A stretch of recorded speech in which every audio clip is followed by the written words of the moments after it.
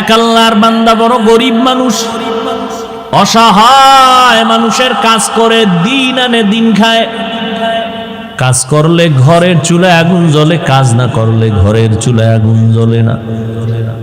ওই আল্লাহর বান্দা প্রতিদিন কাজ করে সন্ধ্যাবেলা টাকা নিয়ে বাজারে যায়, কিছু বাজার করে ঘরে আসে, কোন রকম সংসার চালায়। আজ বাজারে গিয়ে একটা আওয়াজ শুনি, আমার আল্লাহর কালাম পাওয়া যায়, আল্লাহর কোরআন পাওয়া যায়। এটা যদি ঘরে রাইখা দেও, ঘরের মধ্যে অনেক বরকত হবে। জীবনে আল্লাহর কোরআন দেখে নাই, পড়ে নাই, কই পাওয়া যায় ভাই? আওয়াজ দিল কই? ওই লাইব্রেরির মধ্যে যাও, গেছে। আজ আল্লাহর বান্দা শখ শখ শখ কেটে ঘরে রাখলে বরকত কহ কথা, ঠিক আছে আজকে আর খানা খাবো না, এই আমার একটা কোরআন দাও, কয় টাকা? এত টাকা নাও, আজকের বাজার টাজার নিয়ে এক রাত না খাইলে কি হইব? লাইব্রেরিয়ান ব্যক্তি বলে দিছে, এই আল্লাহর বান্দা ঘরে রাখবা, তবে এটা নিচে রাখবা না, বিনা উজুতে ধরবা না। আল্লাহর বান্দা কোরআনটা লাইব্রেরি থেকে নিয়ে ডাইরেক্ট বাড়ি চলে গেল রাতের বেলা। বিবি আবার অপেক্ষায় আছে, বাজার করে আনবে, রান্না করো, খাবো। আমি এখন ঘরের দরজায় গিয়ে যদি বলি কিছু আনতে পারি নাই, দেখে যদি তো মেজাজ গরম হবে। আগের থেকে সিগন্যাল দিছে, এই ম্যাডাম বাঁকা টাকা হইও না, আজকে কিন্তু খাওন দাও না, নিন একটা বরকত নিয়ে এসে। মহিলারা তো বরকতের আরো ভাগল। কি বরকত? বলে আল্লাহর কালাম। ঘরের মধ্যে গিয়া বলে এটা বিনা অজুতে ধরা যাবে না, নিচু জায়গায় রাখা যাবে না, ঘরের মধ্যে এটা রাখতে পারলে অনেক বরকত হবে। তাই এমন একটা জিনিস যেটা দেখলে সওয়াব, পড়লে সওয়াব, ধরলে সওয়াব, জিডার আওয়াজটা কানের মধ্যে লাগলেও সওয়াব, দিলটা শান্ত হয়ে যায়। সারাদিন আবু জাহাল নবীরে গালি দেয়, আর রাতের আধারে গোপনে গিয়া আমার নবীর জবান মুবারকের তেলাওয়াত গোপনে গোপনে শুনে। আল্লাহর কালাম ঘরের মধ্যে নিয়া স্ত্রী বলে, ভালো একটা জিনিস আনছো, তবে অন্তরে ভয়, এটা তো উঁচা জায়গায় রাখতে হবে। আমরা তো বড় গরিব মানুষ, উঁচা জায়গাও নাই, ছোট একটা ঝুপড়ি ঘর, এখানে এই জিনিসটা রাখার মতো কায়দাই নেই। বিবি দিনদার স্বামীরে পরামর্শ দেয়, পেরেশানি দূর করে দেয়। আরামগো আম্মা জানেরা পেরেশানি খেলি বাড়ায়, হুদা জায়গায় একটা টেলিফোন করে একটা পেরেশানি দিয়ে রাখে। আল্লাহর বান্দি বলে, দরকার নাই, বেয়াদবির থেকে বেঁচে থাকি, কাল সকাল বেলা না হয়, এখন পারলে ফিরাইয়া দাও, এখন পারবো না, কালকে দিতে হবে। কয় এটা ফেরত দিয়ে সঙ্গ করে রাখা যাবে না, রাখার জায়গা নেই, তাই হুদা এটা নিয়ে একটা বড্ড আর তলে ভরুম, এটা দিও। আচ্ছা ঠিক আছে, কালকে দিব, আজকে কি করা যায়? আজ রাতটা তো অন্তত রাখতে হবে। কেমনে রাখবো? কোরআন এটা উঁচু জায়গায় রাখতে হবে, রাখার জায়গা নাই। কি করা যায়? আল্লাহর বান্দি, ঈমানওয়ালা বান্দি, দ্বীনের মুহাব্বতওয়ালা বান্দি ডাক দিয়া কয়, স্বামী আমার, আমি একটা পরামর্শ দেই, দেখেন হয়নি কি? অর্ধরাত্র আমি মাথায় নিয়ে কোরআনটা দাঁড়ায় থাকবো, আপনি ঘুম যাবেন, বাকি অর্ধরাত আমি একটু বিশ্রাম করব, আপনি মাথায় নিয়ে দাঁড়ায় দাঁড়ায় কোরআন পাহারা দিবে। স্বামী বেচারা ডাক দিয়ে কয়, আল্লাহর শুকর, তুমি যেহেতু রাজি হয়ে গেছো, অর্ধরাত্র আজকে না ঘুমাইলে কি হবে, আমি কোরআন মাথায় নিয়ে দাঁড়ায় থাকবো। দুইজনেই সিদ্ধান্তে এক হইয়া টাইম ভাগ করে অর্ধরাত আল্লাহর বান্দা মাথায় কোরআন নিয়ে দাঁড়ায় আছেন, বাকি অর্ধরাত স্ত্রী মাথায় কোরআন নিয়ে দাঁড়ায় আছে। ফজরের আজান হয়ে গেছে,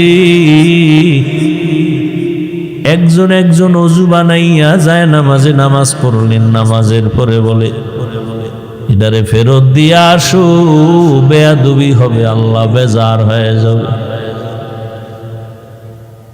স্বামী বলে যে আনলাম কষ্ট করে টাইনা দিয়ামু, ভিতরে কি একটু দেখি, এটা খুইলে টুইলে দেখলাম না কি ভিতরে। একই যায় নামাজে দুইজন বইয়া এবার দেখতেছে, খুলতেছে পৃষ্ঠা, উল্টায় উল্টায় উল্টায় আঙ্গুল টানে আঙ্গুল টানে আঙ্গুল টানে দনোজন। মাওলা পাকের বড় কুদরত, মুহূর্তের মধ্যে শুরু থেকে শেষ পর্যন্ত আঙ্গুল টেনে টেনে টেনে টেনে লাইনে লাইনে পুরা কোরআনটা পৃষ্ঠা উল্টানো শেষ। এই মিয়া, আমরা এক খতম দিতে বেহুশ হয়ে যাওয়া লাগে। কোরআন এক খতম দিতে কত সময়। সাহাবায়ে কেরাম 3 দিনে এক খতম করেছেন।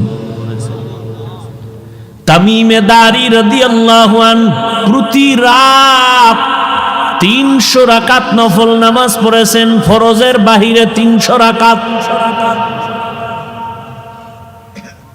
সুবহানাল্লাহ তো কইছেন, বাসায় একটু হিসাব করেন দিয়ে এটা কেমনে সম্ভব? সুবহানাল্লাহ তো বলছেন, হিসাব করেন বাসায় বইয়া শুইয়া শুইয়া 300 রাকাত, কেমনে সম্ভব? আল্লাহ কয় আমি আল্লাহর কুদরতের দ্বারা সম্ভব।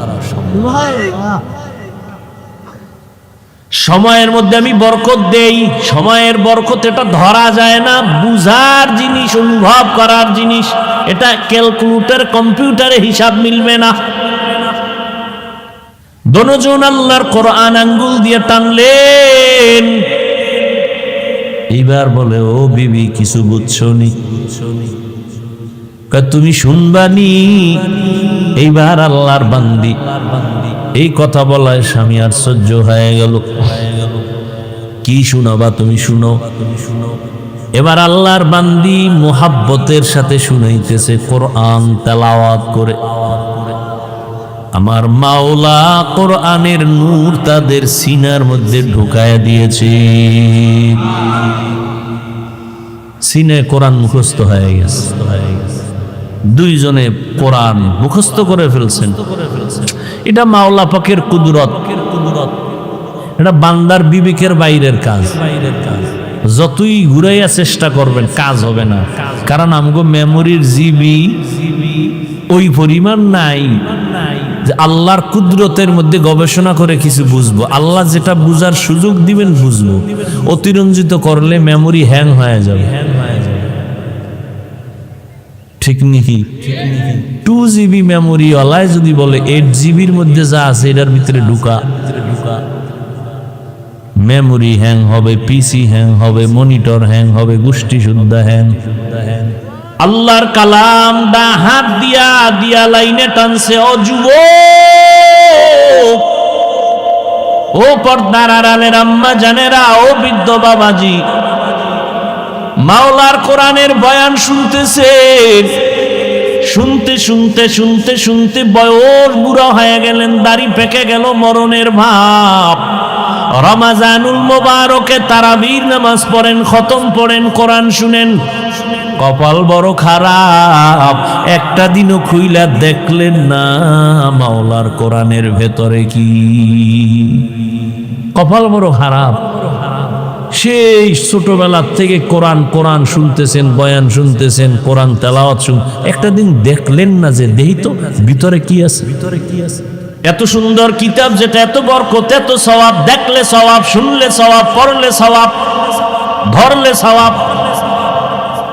একদল আল্লাহর বান্দা টুপিওয়ালারা বলে কোরআনের অর্থ না জেনে পড়লে লাভ নাই। এরা ধোঁকাবাজ, এরা বাতিল। বরং রমজানে পড়বেন আরো বেশি সওয়াব। রমজানে আল্লাহর সেই পবিত্র কালাম মহাগ্রন্থ আল কুরআন, কি মহিমা এ মাসেই হয়েছে তার আগমন। আল্লাহর সেই পবিত্র কালাম মহাগ্রন্থ আল কুরআন কি মহিমা এ মাসেই হয়েছে তারা আগমন এক নেকে শতুর রহমান দেন ফরজ নফল ফরজ সমান রহমত বরকত নাজাতের মাস জ্বালাও আমলের বাতি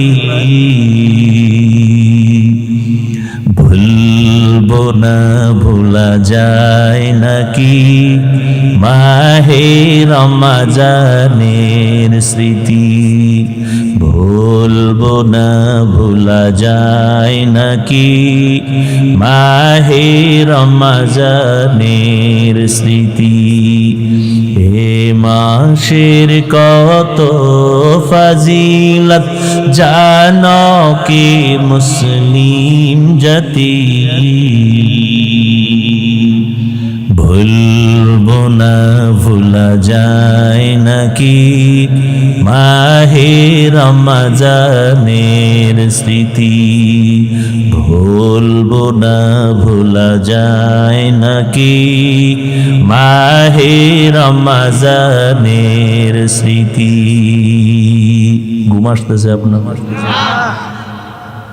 আরে যুবক আল্লাহর গোলাম, জীবনে সব কামাই করলি, মাওলার কাছে কি নিয়ে যাবি? আল্লাহ যদি জিগায় তোর সব মাপ, তুই জীবনে যত আকাম করছো সব মাপ, খালি একটা ভালো কাজের কথা ক যেটার ধৈরেই আমি তোর জান্নাত দেব। একটা আছে আছে কি মাস্তান হইয়া বয়ে দিস, হুজুর মুজুর এটি কোনো পছন্দই হয় না। একটা আমল যদি আল্লাহ জিজ্ঞেস করে বান্দা বল, একটা আমল দেখা, হাদিসে পাকে নবী বলেন কিচ্ছু নেই, বান্দার আল্লাহ দেখবে, দেখ বান্দার নামটা নবীদের সাথে মিল আছে। যদি দেখে নামটা আব্দুর রহমান, নামটা হলো আব্দুল করিম, নামটা হলো রহিমা খাতুন, আয়েশা খাতুন, খাদিজা খাতুন, নামটা সুন্দর, নবীদের সাথে কোরআনের সাথে মিল, রাসূলের সহি হাদিস, আল্লাহ শেষবারে বলবে এই নামের বরকতে যাও আমি তোমারে জান্নাত দিয়া দিলাম। নাম রাখছে সেন্টু, হৃদয়, বৃষ্টি, নদী, সাগর, সবুজ, গম্বুজ। সারা দুনিয়ার বেঈমানের বাড়ি ঘুরো, আব্দুর রহমান নামের একটা ছেলে পাবেন, পাবেন। সারা দুনিয়ার বিধর্মীদের বাড়ি বাড়ি ঘুরো, রহিমা নামে একটা মেয়ে পাবা। আসতে কেন পাবেন? কপাল এত খারাপ কেন আমাদের? আমরা এতটা ছোট মনের মানুষ কেন যে আমগো ঘরে ঘরে ঘরে ঘরে বেঈমানের পাতানো নাম, ঘরে ঘরে বেঈমানের নাম। একজনের নাম রাখছে বিপদ, সন্তানের নাম বিপদ, ডাক দিছে বিপদ, পিছনে একজন তাকে ভাই কি বিপদ? কেন? আমার সন্তানের নাম বিপদ। আমার তো ভাই মহাবিপদ শুরু হয়ে গেছে। আহা, قال النبي صلى الله عليه وآله وسلم من ولد له ولد فليحسن اسمه وأدبه فإذا بلغ فليزوجه فإن بلغ ولم يزوج فأصاب اسما فإنما اسمه على أبيه। এই মা বাবা, সন্তান দুনিয়াতে আসার পরে তোমার দায়িত্ব সন্তানের ডান কানে আযান দাও, বাম কানে ইকামত দাও। 7 দিনের দিন চুল ফালাও, সুন্দর একটা নাম রাখো, আকিকা করায়া দাও। এরপরে আল্লাহর দ্বীনের শিক্ষা দিয়া সন্তানটারে আদর্শ ডাক্তার বানাও, আদর্শ ইঞ্জিনিয়ার বানাও, আদর্শ প্রফেসর বানাও, আদর্শ একজন গবেষক বানায়া দাও। বেয়াদব বানাইও না, নবীর আদর্শ দিয়াই বান্দাটারে তুমি ডাক্তার বানায়া দাও। আর তাসলিমের মতো যদি ডাক্তার হয়, জুতার বাড়ি ছাড়া উপায় নাই। আদর্শের ডাক্তার বানাও, কয় আদর্শ পাবো কই? বলে পৃথিবীর মধ্যে শ্রেষ্ঠ আদর্শ হলো রাহমাতুল লিল আলামিনের আদর্শ। আমার নবীর আদর্শ কেমন? নবী মাত্র 13 বছরের ব্যবধানে মক্কার খারাপ চরিত্রহীন মানুষগুলোকে দামি মানুষ বানায় ফেললেন। নবী একটা বেতের বাড়িও দিলেন না, নবী একটা মিথ্যা কথা বললেন না। কেমন মায়ার নবী আমার! নবী একটা গালিও দিলেন না। হাজার হাজার হাজার গালি আসছে, নবী একটা গালির জবাবও দিলেন না। আর আশ্চর্য খবর, আমার নবী কখনো জীবনে চক্ষু গরম করে কারো দিকে তাকান নাই। কি যুবকেরা, সুবহানাল্লাহ না? ওগো নবীর উম্মতেরা, হয়ে আজি দিশাহারা, কোরআন হাদিসের চলো যখন যাহা চায় মনে, নবী বিনে কে তরাবে পুলসিরাত মিজানে, নবী বিনে কে তরাবে পুলসিরাত মিজানে। চলো চলো চলো মুমিন চলো নবীর সন্ধানে, নবী বিনে কে তরাবে পুলসিরাত মিজানে, নবী বিনে কে তরাবে পুলসিরাত মিজানে। খারাপ লাগেনি? এই গান গাইলে আমি পারি না গাইতে। এই বিছনায় প্রস্রাব করি, বুঝো কত ছোড়ো।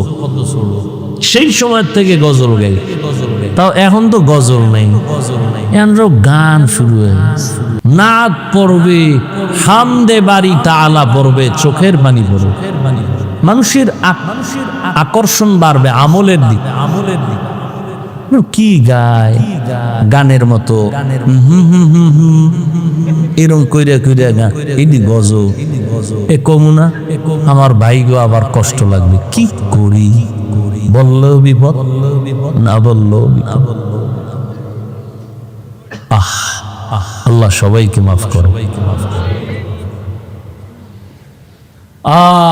এরে আল্লাহর বান্দা, কইতুন কই গেছি গে জানি না, তবে এতটুকু বলতে পারি, আল্লাহ যে কথা জবানে বলাবেন ওই ভরসা করে বসছি, এবং এখানের জন্য যেই কথা প্রয়োজন আল্লাহ তাই বলাবেন, আমি বিশ্বাস করি।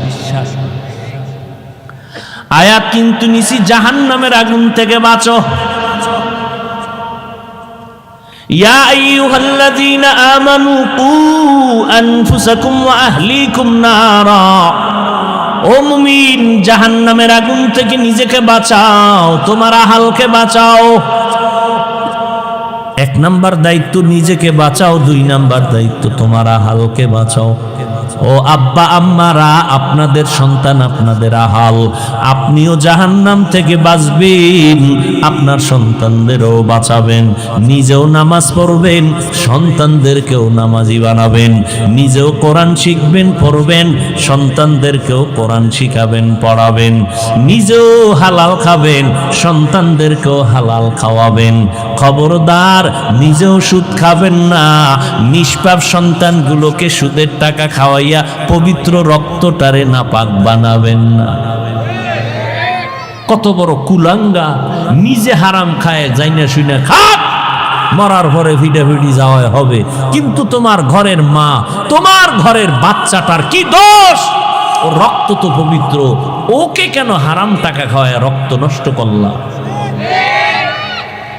নিজেকে জাহান্নাম থেকে বাঁচাও, তোমার আহালকে বাঁচাও। ও স্বামী, নিজেকে জাহান্নাম থেকে আগে বাঁচাও, তোমার আহাল তোমার স্ত্রীকে জাহান্নাম থেকে বাঁচাও। নিজেও টেলিভিশন দেখবা না, স্ত্রীকেও দেখার থেকে ফিরানোর চেষ্টা করো। নিজেও নামাজ পড়েন, স্ত্রীটাকেও নামাজি বানাবেন, কারণ গাছ ভালো হবে, সফল ভালো হবে। আম্মা জানের আদর্শ যদি ভালো হয়, সন্তান ভালো হবে। এই দুনিয়াতে যত ভালো ভালো সন্তান আছে সব হলো মা বাবার অবদান, মায়ের আদর্শের কারণে। মায়ের আদর্শ ভালো তো সন্তান ভালো। যেই গাবি ভালো, ওই গাবির দুধ বেশি হয়। আপনারা গাবি কিনতে যান দুধ পান করার জন্য, আগে জিগায় মায়ের দুধ কয় কেজি হইতো, কয় 20। তাহলে বাচ্চাটার অন্তত 15 কেজি হতে পারে, ঠিক নেই? একটা গাবি কিনতে গিয়া মায়ের খবর নিলেন, একটা বিবাহের পাত্র দেখতে গিয়া পাত্রীর কাছে জিগাইলেন না এর মা পর্দা করেনি, এর মা কোরআন পড়তে জানেনি। কারণ মা যদি কোরআন পড়নেওয়ালা হয়, পর্দা করে, মেয়েটাও পর্দা করার মধ্যে আসতে পারে, ফায়দা হবে, কোরআন পড়লে লাভ হবে। ঘরের মধ্যে আম্মা জান কোরআন পড়বে, রহমতের ফেরেশতা ঘরটা পাহারা দিবে।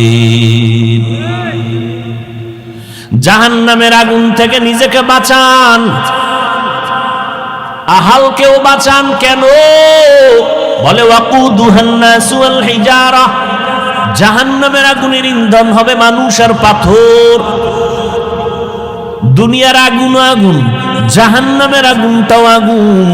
দুনিয়ার আগুনের দ্বারা মানুষের উপকার হয়, মাঝে মাঝে ক্ষতিও হয়, কিন্তু জাহান্নামের আগুন সব সময় ক্ষতি আর ক্ষতি আর ক্ষতি। দুনিয়ার আগুন নরম, জাহান্নামের আগুন বড় হাত। দুনিয়ার আগুন হাতে লাগলে হাত জ্বলে, পাও জ্বলবে না। জাহান্নামের আগুন যে কোনো জায়গায় শরীরে লাগবে, কলিজাটা পর্যন্ত ভুনা হয়ে যাবে। দুনিয়ার আগুন জ্বালাইতে নরম জিনিস লাগে, খের কুটা কেরোসিন। জাহান্নামের আগুন এত ভয়ঙ্কর, আল্লাহ বলেন এই জাহান্নামের আগুন প্রজ্বলিত করতে আমি প্রথম শক্ত জিনিস ব্যবহার করব। আর ওই শক্ত কি ব্যবহার করব জানুনি মানুষ? আমি জাহান্নামের আগুন জ্বালাইতেই ব্যবহার করব মানুষ আর পাথর। কোন মানুষ বলা হয় যায় না, কোন মানুষ দিয়া জাহান্নাম বানাবেন বলা যায় না। রাসূলের সাহাবী আবু হুরায়রা রাদিয়াল্লাহু তাআলা আনহু, একজন মুহাব্বতের সাহাবী বলেন, ও ভাই আবু হুরায়রা, আপনি নবীর সোহবতে বেশি সময় কাটাইছেন, নবীজির এমন একটা হাদিস আমাকে আপনি শুনাইবেননি? আবু হুরায়রা রাদিয়াল্লাহু তাআলা আনহু বলেন, ঠিক আছে আসেন আমি শুনাবো। একটা নির্জন জায়গায় বসছে, দুইজনে বই আবু হুরায়রা বলেন, ও ভাই, ওই হাদিসটা আমি আপনাকে আজকে শোনাবো যেই হাদিস আমাকে নবী শুনাইছেন। এই রকম নিরিবিলি একটা ঘর, কেউ ছিল না, রহমতের নবী আর আমি আবু হুরায়রা ছাড়া কেউ নাই। এ কথা কইয়া একটা চিৎকার দিয়ে বেহুশ হয়ে পড়ে গেছে। আবু হুরায়রা রাদিয়াল্লাহু আনহু হুশে আসছেন। হুশে আসার পরে আবার বলতেছেন, ভাইজান আমি ওই হাদিসটা আপনাকে শোনাবো যেই হাদিস আমাকে নবী মুহাব্বত লাগায় শুনাইছেন। এমন একটা নির্জন জায়গা যেখানে নবী আর আমি আবু হুরায়রা ছাড়া কেউ ছিল না। আবু হুরায়রা এই কথা বইলা আবার একটা চিৎকার মেরে বেহুশ হয়ে গেছে। আবার হুশে আইসা আবার বলেন, ওই হাদিসটা শোনাবো যেই হাদিসটা নবী আমাকে একা একা শুনাইছেন। আবার বেহুশ। এইভাবে কয়বার বেহুশ? কয়বার? চতুর্থবারে কয়, ভাই শুনেন, মায়ার নবী হাদিস আমাকে শুনাইছেন, কিয়ামতের ময়দান কায়েম হয়ে যাবে। আবু হুরায়রা কাঁদেন আর বলেন, নবীজিও কান্না করে হাদিসটা শুনাইছেন। কিয়ামতের ময়দান কায়েম হয়ে যাবে। ময়দানটা সমতল, এই জমিনটাই হবে কিয়ামতের মাঠ। এই যে আমরা জমিনে বসে আছি, এটাই কিয়ামতের মাঠ। কিচ্ছু থাকবে না, পুরা জমিনটা সমতল হয়ে যাবে। আল্লাহ পাক মানুষগুলোকে উঠাবেন, সব মানুষ দাঁড়াবে, নারী পুরুষ সব একেবারে উলঙ্গ। সূর্যটা নিচে নেমে আসবে, সূর্যর তাপ জমিনে দেওয়া হবে। অপর দিকে জাহান্নামের আওয়াজ, ওদিকে আমার আল্লাহ রাগান্বিত আওয়াজ দিয়ে বলবেন লিমানিল মুলকুল ইয়াউম লিল্লাহিল ওয়াহিদিল কাহ্হার। হাসরের ময়দানটা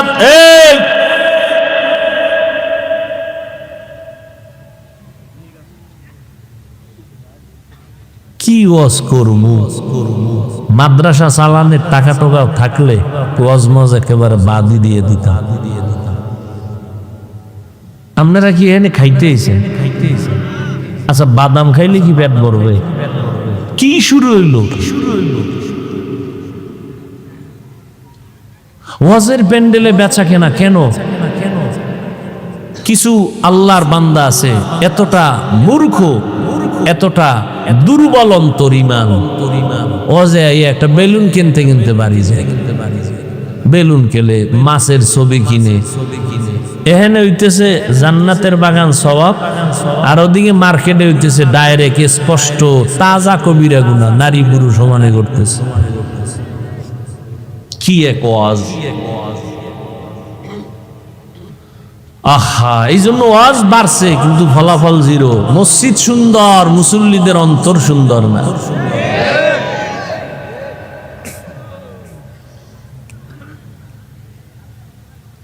কি একটা মজার কথাটা ঘুরাইয়া শেষ করুন, এর মধ্যে একটা ভেজাল শুরু করে। একটা লোক যদি অন্য মনস্ক থাকে তাই বয়ানে কি, আমি শুনেন, বয়ান কোনো বক্তার ক্রেডিটে বয়ান হয় না, এটা মনে রাখবেন আজীবন। বক্তার বাহাদুরি খুব এলেমলা, আল্লাহর কসম, বক্তার বাহাদুরি দিয়া বয়ান হয় না। যত বড় পিশাব হোক আর যত বড় কামেল অলি হোক, বয়ান হয় এই শ্রোতাদের কলবের আকর্ষণে।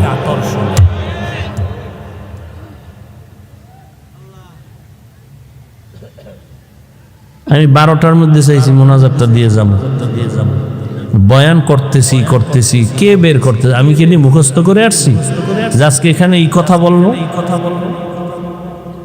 এই আয়াত দিয়ে তো আরো 13 জায়গায় বয়ান করছি, কিন্তু আজকের আয়াতের মাথা হাতে যে কথাগুলো আসছে, এই কথা তো কোনো বয়ানে আসেনি।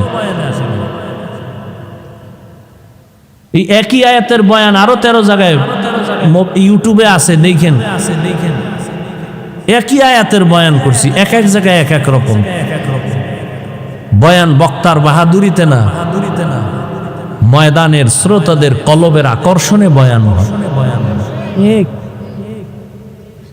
অনেক জায়গায় কয় না, বয়ানটা অন্য জায়গায় কেমন সুন্দর করে, আমাদের জায়গায় ভালো হইল না। আপনাদের দিলের অবস্থা ভালো ছিল না। এই যে এত আশিক রসুল, ফজর পরে নাই, জোহর পরে নাই, আসর পরে নাই, মাগরিব পরে নাই, এশাও পরে নাই, পরে যে ফজর পড়বে কিনা আল্লাহ ভালো যায়। কি ইমানদার বইয়ের নামাজ না পড়লে কি ইমান তাজা আছে?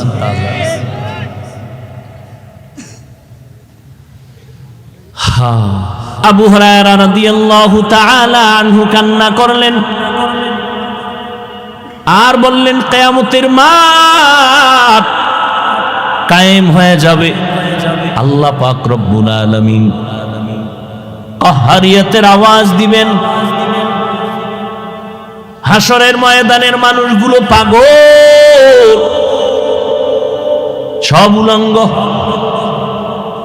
আম্মা জান আয়েশা রাদিয়াল্লাহু আনহা কয়, নবী লজ্জা করবে না? নবী বলেন, হাসরের মাঠ এমন ভয়ঙ্কর, কান্না করে করে মানুষ পাগলের মতো হয়ে যাবে, কেউ কারো দিকে তাকানোর সুযোগ হবে না। এমন ভয়ঙ্কর হাসরের মাঠ। আমার মায়ার নবী কান্না করেন, হাসরের মাঠের হালাতের কথা ভেবে ভেবে কাঁদতেছেন।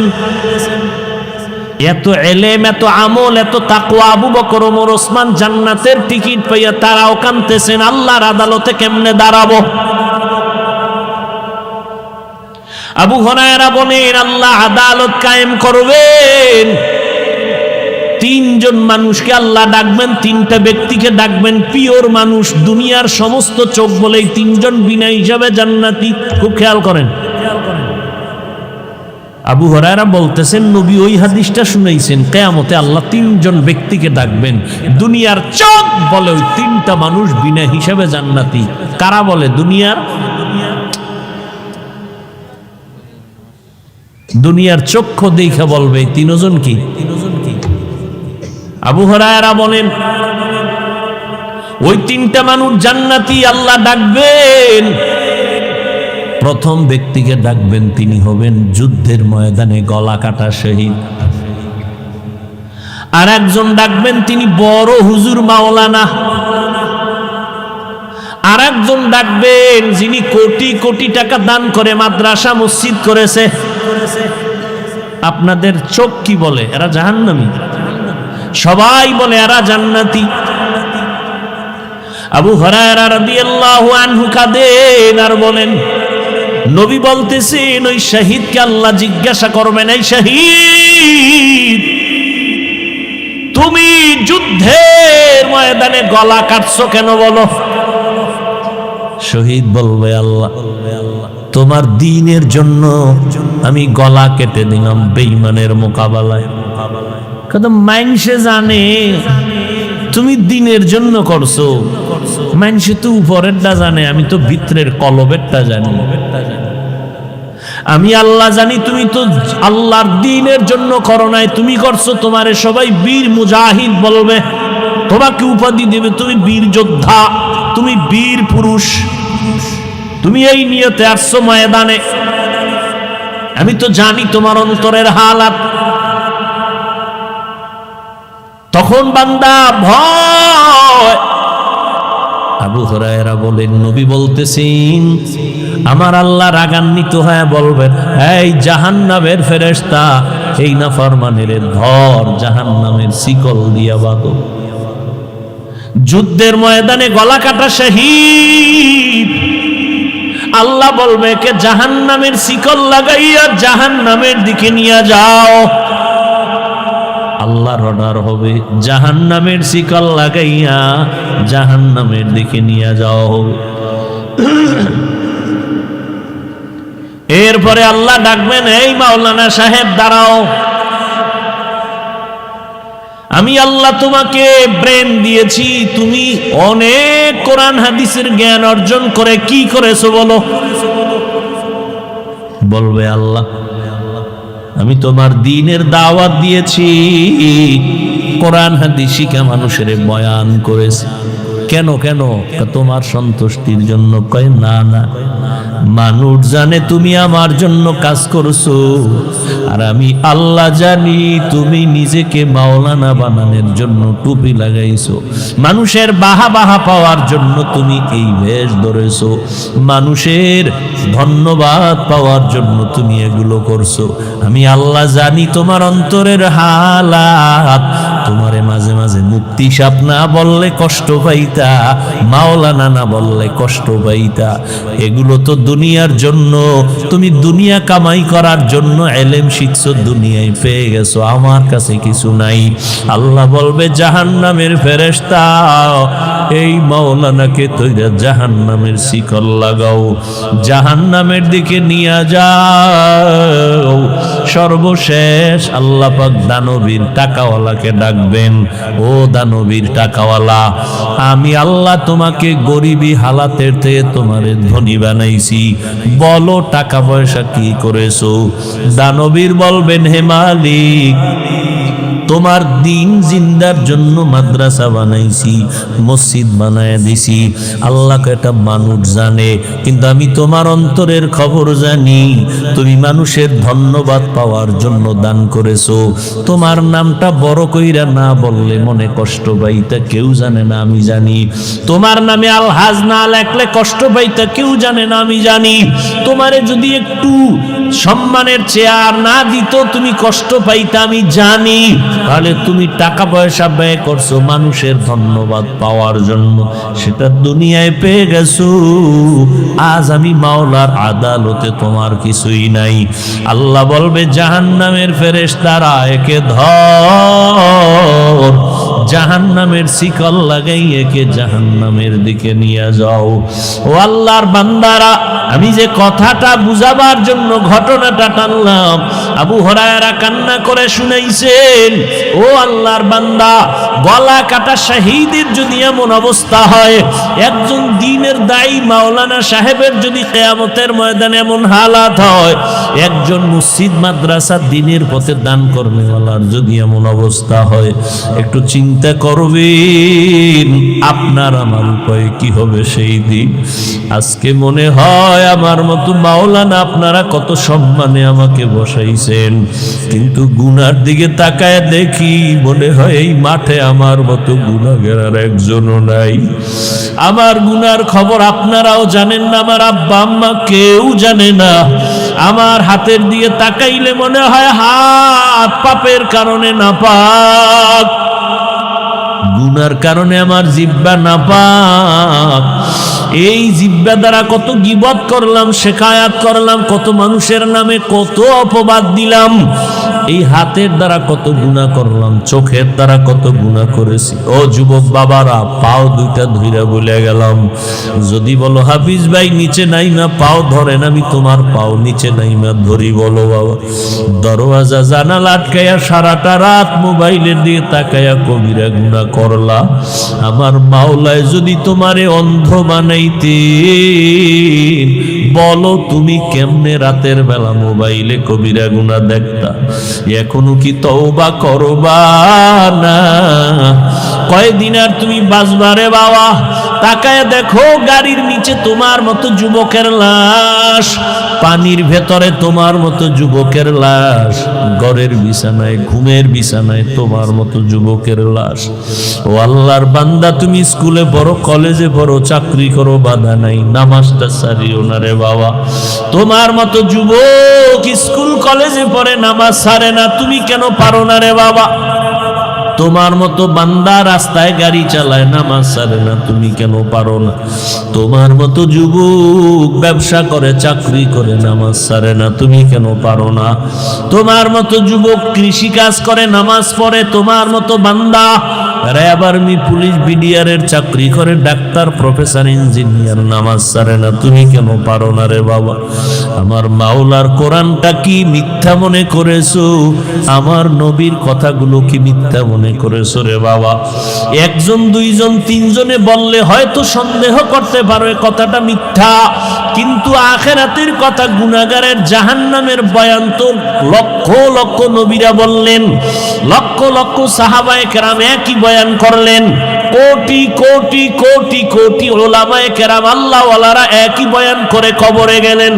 তাবলিগওয়ালারাও বলে গুনাহ ছাড়ো, নেক আমল করো, পীর সাহেবরাও বলে গুনাহ ছাড়ো, নেক আমল করো, আল্লাহ ওয়ালারা সবাই বলে গুনাহ ছাড়ো, নেক আমল করো, উলামায়ে কেরাম বলে গুনাহ ছাড়ো, নেক আমল করো। ও যুবক, আজকে আমিও যদি তোমার মতো প্যান্ট শার্টটাই লাগায় রাস্তায় ঘুরতাম, দাড়ি কেটে, কেউ আমারে বাধা দিত না রে বাবা। এই টুপির কারণে মাথা গরম লাগে তাও জানি, দাড়ির কারণে যৌবনের ভাব চলে যায় তাও বুঝি, লম্বা জামা গায়ে পরার কারণে শরীরটা গরম লাগে, আটকা আটকা লাগে তাও বুঝি, শীতের মধ্যে ঠান্ডা পানি দিয়া ওযু বানাইয়া ফজরের নামাজ পড়তে অনেক কষ্ট তাও বুঝি। এই টুপিদারির কারণে আলেমরা অনেক গালি শুনছেন, ফাঁসি হয়েছে তাও জানি। এরপরও এখনো শুনি কত মানুষ, তোমরা তোমাদের মতো কত বান্দার আমগো গালি দাও, পাঁচকুল্লি বলে গালি দাও, চরমনাইরে গালি দাও, তাবলিগওয়ালাদের বিরুদ্ধে বলো, দেওবন্দীদের গালি দাও, জানি শুনি, তারপরও কোনো জবাব দেই না বাবা। এরপরও কেন টুপি ফালাই না, নামাজ ছাড়ি না, দাড়ি কাটি না? একমাত্র কারণ আমার কবরে আমি যাব, তুমি যাবা না। আমার কবরে আমার এই জামা কাপড় বেলেট দিয়ে আমার আপনজন কেটে কেটে রেখে দিবে। আমার বিদায় বেলা 3টা সাদা কাফন, ওই কবরে 3টা প্রশ্ন তোমাকেও করা হবে, আমাকেও করা হবে। রবের পরিচয় দাও, ধর্মের পরিচয় দাও, রাহমাতুল লিল আলামিনের পরিচয় দাও। ও বাবা, ওই কবরে যাইয়া আমি হুজুর জবাব দিতে পারবো এই কোনো গ্যারান্টি নাই রে বাবা। এই কারণেই তো আবু বকর সিদ্দিক রাদিয়াল্লাহু তাআলা আনহু সারা রাত কান্না করলেন নামাজে। ওমরে ফারুক কান্না করলেন জীবনভর, আল্লাহর কাছে আমি কেমনে দাঁড়াবো। উসমান রাদিয়াল্লাহু তাআলা আনহু কান্না করলেন, কবরে আমার কি উপায় হবে। তারা যদি এত আমল করিয়া কাঁদেন, তোমার আমার কি পরিমাণ কান্না করা দরকার। হেদায়াতের মালিক আমার আল্লাহ, এখনো তওবা কি করবা না রে বাবা। ও আল্লাহর বান্দা, মনেরে বুঝাও, তোমার মতো যুবক যদি জেনারেল লাইনে থাকিয়া নামাজ পড়ে, তুমি কেন পারবা না। ও পর্দার আড়ালের আম্মা জানেরা, আপনারা নবীদের মা, সাহাবায়ে কেরামদের মায়ের মতো মা, আপনারা হাফেজে কোরআনের মায়ের মতো মা। এই স্টেজে কতজন ছাত্রর মাথায় আজ পাগড়ি দিলাম, এরা সবাই কোরআনের হাফেজ। এদের সিনার মধ্যে মাওলার কোরআন মুখস্থ হয়ে গেছে। কিয়ামতের ময়দানে আল্লাহ এদের ডাকবেন আর বলবে, রে গোলাম, দুনিয়াতে কোরআন তেলাওয়াত করছো, তোর আর দুনিয়াওয়ালারা শুনছে, আজকে তুই পড়বি, আমি মাওলা তোর তেলাওয়াত শুনবো, আমার সামনে তেলাওয়াত কর। ইউকালু লি সাহিবিল কুরআন ইকরা ওয়ারতাকি ওয়ারাত্তিল কামা কুনতা তুরাত্তিলু ফিদ দুনিয়া ফাইন্না মানজিলাকা ইনদা আখিরি আয়াতিন তাকরাউহা। আল্লাহ বলবেন তেলাওয়াত করো, আর একতলা বিল্ডিং লিফটের মধ্যে উপরে যাও। শুধু তুমি একা যাইও না, ও কোরআনওয়ালা, আরো 10টা জাহান্নামীর ব্যাপারে আমার লিস্টি দাও, সুপারিশ করো। আমি মাওলা তোমার কোরআনের বরকতে, তুমি যে কোরআন শিখছো এই বরকতে আমি 10টা জাহান্নামীকেও তোমার সুপারিশে জান্নাত দিয়া দিব। ও আল্লাহর বান্দারা, ও আম্মা জানেরা, আজকে এই যে ছেলেরা পাগড়ি নিল, ওদের মা কত ধন্য, ওদের বাবাদের কপাল কত ধন্য। আপনার সন্তানটারে কেন কোরআন শিখাইতে পারলেন না? ডাক্তার বানাবেন আলহামদুলিল্লাহ, তবে কোরআন শিখাইয়া নবীর আদর্শের ডাক্তার বানাইয়া যাইয়েন। আপনার মতো মা নামাজ পড়ে স্বামীর মাল হেফাজত করে, আপনি কেন পারবেন না রে মা? কয়দিন আর দুনিয়ায় বাঁচবেন, একদিন দুনিয়া থেকে বিদায় হবেন। আজকে নতুন শাড়ি পরিয়া স্বামীর ঘরে আসছেন, কত আনন্দ। এমন একটা দিন আসবে সাদা কাফনের প্যাকেট হয়ে কবরে যাবেন। বাচ্চাগুলো আম্মু আম্মু বলে ডাকবে, আপনার জবানে কোনো আওয়াজ হবে না। ও বৃদ্ধ বাবাজিরা, কয়দিন আর দুনিয়ায় বাঁচবেন? আপনার মতো কত বুড়া মানুষ লাঠি দিয়া মসজিদে গিয়া কষ্ট করে করে নামাজ পড়ে সারেন, আপনি কেন পারবেন না? আল্লাহর কাছে তওবা করে নেন। জীবনে তো গুনাহ কম করি নাই, নামাজ কম সারি নাই, বেপরদায় কম চলি নাই, নবীর তরিকা কম জবাই করি নাই। আজকে থেকে আর নবীর তরিকা সারবা না, দাড়ি কাটবা না, বেপরদায় চলবা না, মা বাবার দোয়া নিয়ে চলবা, উলামায়ে কেরামের পরামর্শ নিয়ে চলবা, নবীর সুন্নাত অনুযায়ী চলবা। এমন নিয়ত যদি কারো অন্তরে থাকে তওবা করার জন্য, মুনাফিকি যদি অন্তরে না থাকে, যাদের অন্তর তৈরি হয়ে আছে তওবার নিয়তে, আমি বলবো ভাইজানেরা, আমার মাওলার মোহাব্বতে তওবার নিয়ত যদি থাকে, দুটো হাত আমার আল্লাহকে দেখায় দেন।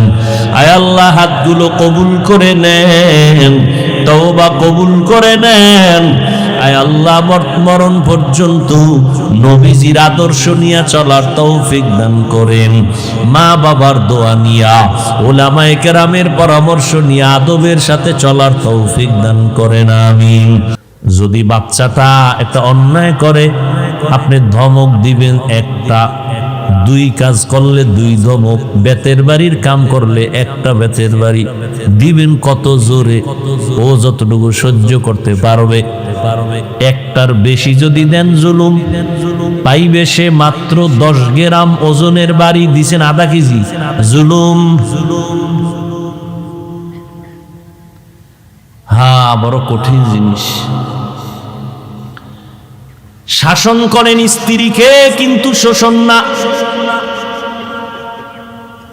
স্ত্রীকে শাসন করবেন, শিক্ষক ছাত্রকে শাসন করবেন, শোষণ করা যাবে না। শাসন করা ইনসাফ, শোষণ করা জুলুম। তবে এখানেও সাবধান, কারো চেহারায় আঘাত করা যাবে না, হারাম। শিক্ষক ছাত্রকে শাসন করবে, চেহারার মধ্যে আঘাত করা যাবে না, হারাম। স্ত্রীকে স্বামী শাসন করবে মাঝে মাঝে, তাও শাসনের কিন্তু আইন আছে বড় কঠিন, কোরআনের আয়াত দিয়ে। প্রথম তার জন্য মাওলার কাছে দোয়া করো, হে মালিক আমার হাতে গড়া ছাত্র ঠিক মতো আদব নাই, আদব দাও। জেহেন নাই, জেহেন দাও। আদবালা বানাও।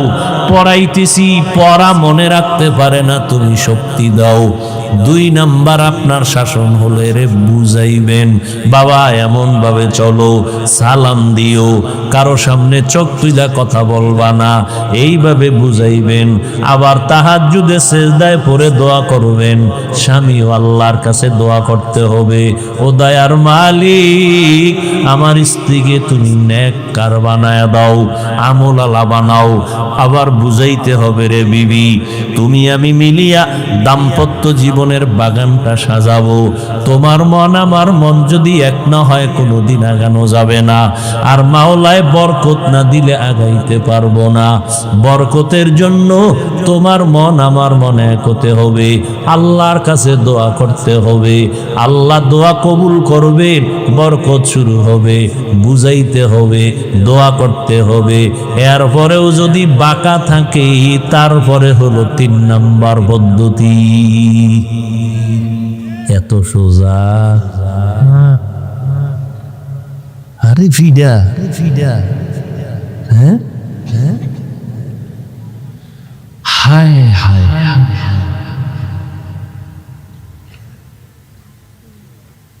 আল্লাহ আমাদেরকে মাফ করে দেন। আমরা যারা এরকম অনেক অনেক আল্লাহ ধরলে উপায় আছেন, আল্লাহ আমাদেরকে মাফ করে দেন। কথা দ্বারা জুলুম, হাতের দ্বারা জুলুম। হাত বলবে আল্লাহ তোমার বান্দা, এই উঠেন কেন, আমিও কিন্তু উঠবো। মাথা ব্যথা করে, মাথা ব্যথা করে। আচ্ছা যা, আল্লাহ সুস্থ করে দেন। গেলে একসাথেই যাই কি আমারে বয়ে ধুইয়ের পরে হুজুর চালায় জানি তো পুরান ওয়াজ, আমি একটু বিড়ি টেরি টাইম নিতেছি।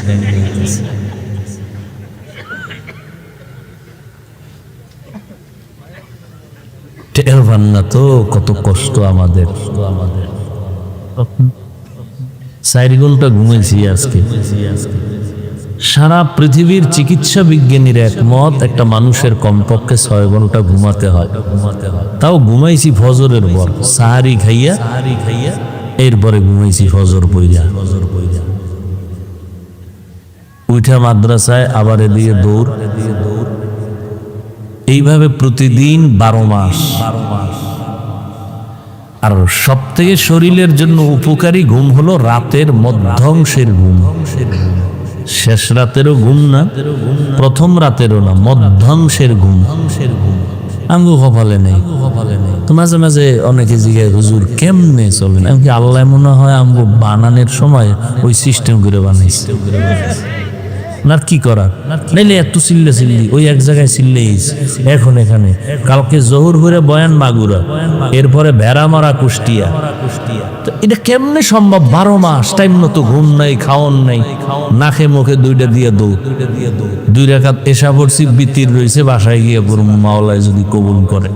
তো এই যে দৌড়ের উপরে আছি 12 মাস, একটা মানুষের ঘুম না হইলে আর কথার ব্যালেন্স থাকে না, চলাফেরার ব্যালেন্স থাকে না।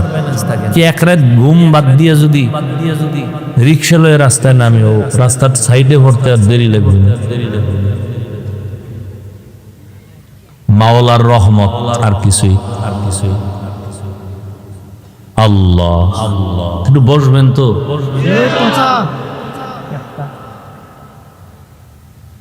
হাত আল্লাহর সামনে বলবে, হে মালিক তুমি হাতটা দিছো নেক আমলের ব্যাপারে ব্যয় করবে, বান্দায় আঙ্গুল দিয়া দূরে দূরে দূরে দূরে কোরআন পড়বে।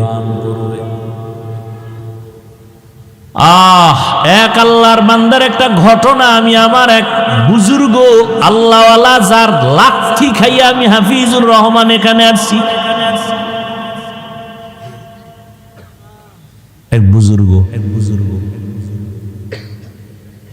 বহুত লাত্তি খাইছি, থাপ্পড় খাইছি।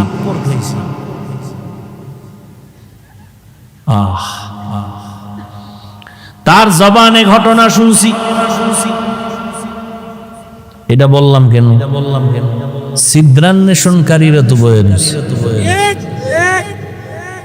কইবে এটা কোন কোরআনের ঘটনা কইল? আল্লাহ, এক আল্লাহর বান্দা বড় গরিব মানুষ, অসহায় মানুষের কাজ করে দিন আনে দিন খায়। কাজ করলে ঘরের চুলায় আগুন জ্বলে, কাজ না করলে ঘরের চুলায় আগুন জ্বলে না।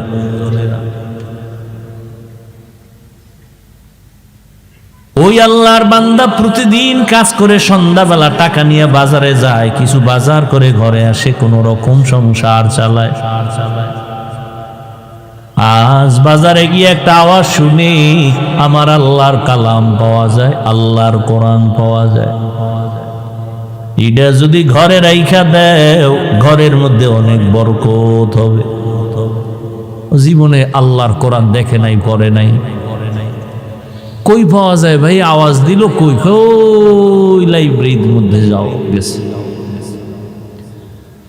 আজ আল্লাহর বান্দা শখ শখ কেটে ঘরে রাখলে বরকত কথা, ঠিক আছে আজকে আর খানা খাবো না, এই আমার একটা কোরআন দাও। কয় টাকা? এত টাকা নাও, আজকের বাজার টাজার নিয়ে এক রাত না খাইলে কি হইল?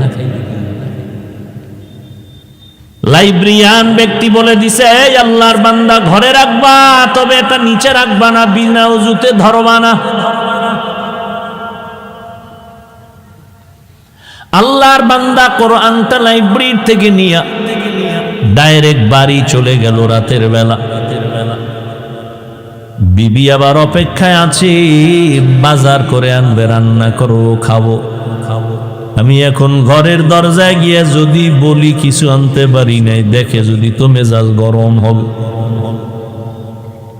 আগের থেকে সিগন্যাল দিছে, এই ম্যাডাম বাঁকা টাকা হইও না, আজকে কিন্তু খাওন দাও না, নিন একটা বরকত নিয়েছি। মহিলারা তো বরকতের আরো পাগল। কি বরকত? বলে আল্লাহর কালাম। ঘরের মধ্যে গিয়া বলে এটা বিনা অজুতে ধরা যাবে না, নিচু জায়গায় রাখা যাবে না, ঘরের মধ্যে এটা রাখতে পারলে অনেক বরকত হবে।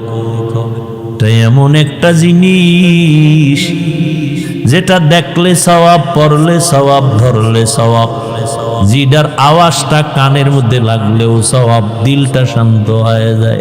সারাদিন আবু জাহাল নবীরে গালি দেয়, আর রাতের আধারে গোপনে গিয়া আমার নবীর জবান মুবারকের তেলাওয়াত গোপনে গোপনে শুনে। মায়ার নবীর জবান মুবারকের তেলাওয়াত আরো কতই না সুন্দর। হাসরের ময়দানে আমার আল্লাহ নবীর মাধ্যমে তেলাওয়াত শোনাবেন তার আশিক পাগলদের। আজ আমরা নবীরে পাই নাই, নবীরে দেখতে পারি নাই, জবানেও তেলাওয়াত শুনতে পারি নাই। আমার মাওলার কোরআন এত মজার, দুনিয়াতে একটা গজল বারবার কইলে ভালো লাগে না, গান একবারের বেশি ভালো লাগে না, এক কবিতা বারবার ভালো লাগে না। আর কোরআন যত শুনি কেমন যেন ততই মজা লাগে। এতই মজা মরা পর্যন্ত তৃপ্তি মিটে না। কিন্তু কপাল খারাপ, আজ আমার যুবক বাবারা, বৃদ্ধ বাবাজিরা, পর্দার আড়ালের আম্মা জানেরা, বোনেরা, কেউ কোরআন পড়ে না। ফজরের নামাজের পরে কই তেলাওয়াত গেল, কই মক্তব নাই, তেলাওয়াত নাই। অথচ আমি শুনছি একজন বড় ভালো ব্যক্তির থেকে, মিশর এলাকায় নাকি যারা চাষাবাদ করে ওরাও কোরআন পড়ে শুদ্ধ করে। আল্লাহর কোরআন যেই ঘরে থাকবে রহমত। ওয়া নুনাজ্জিলু মিনাল কুরআনি মা হুয়া শিফাআ ওয়া রাহমাতুল লিল মুমিনিন ওয়া লা ইয়াজিদুয যালিমিনা ইল্লা খাসারা। আল্লাহর কালাম ঘরের মধ্যে নিয়া স্ত্রী বলে ভালো একটা জিনিস আনছো, তবে অন্তরে ভয়, এটা তো উঁচা জায়গায় রাখতে হবে। আমরা তো বড় গরিব মানুষ, উঁচা জায়গাও নাই, ছোট একটা ঝুপড়ি ঘর, এখানে এই জিনিসটা রাখার মতো কায়দাই নেই। বিবি দিনদার স্বামীরে পরামর্শ দেয়, পেরেশানি দূর করে দেয়। আর আমগো আম্মা জানেরা পেরেশানি খেলি বাড়ায়, হুদা জায়গায় একটা টেলিফোন করে একটা পেরেশানি দিয়ে রাখে। আল্লাহর বান্দি বলে দরকার নাই, বেয়াদবির থেকে বেঁচে থাকি, কাল সকালবেলা না হয় এখন পারলে ফিরায় দাও, এখন পারবো না কালকে দিতে হবে। কয় এটা ফেরত দিয়ে সঙ্গ করে রাখা যাবে না, রাখার জায়গা নেই, তাই হুদা এটা নিয়ে একটা বড় তলে ভরুম, এটা দিও। আচ্ছা ঠিক আছে কালকে দিব, আজকে কি করা যায়? আজ রাতটা তো অন্তত রাখতে হবে। কেমনে রাখবো? কোরআন এটা উঁচু জায়গায় রাখতে হবে, রাখার জায়গা নাই। কি করা যায়? আল্লাহর বান্দি, ঈমানওয়ালা বান্দি, দ্বীনের মুহাব্বতওয়ালা বান্দি ডাক দিয়া কয় স্বামী আমার, আমি একটা পরামর্শ দেই, দেখেন হয়নি কি? অর্ধরাত্র আমি মাথায় নিয়ে কোরআনটা দাঁড়ায় থাকবো, আপনি ঘুম যাবেন। বাকি অর্ধরাত আমি একটু বিশ্রাম করব, আপনি মাথায় নিয়ে দাঁড়ায় দাঁড়ায় কোরআন পাহারা দিবে।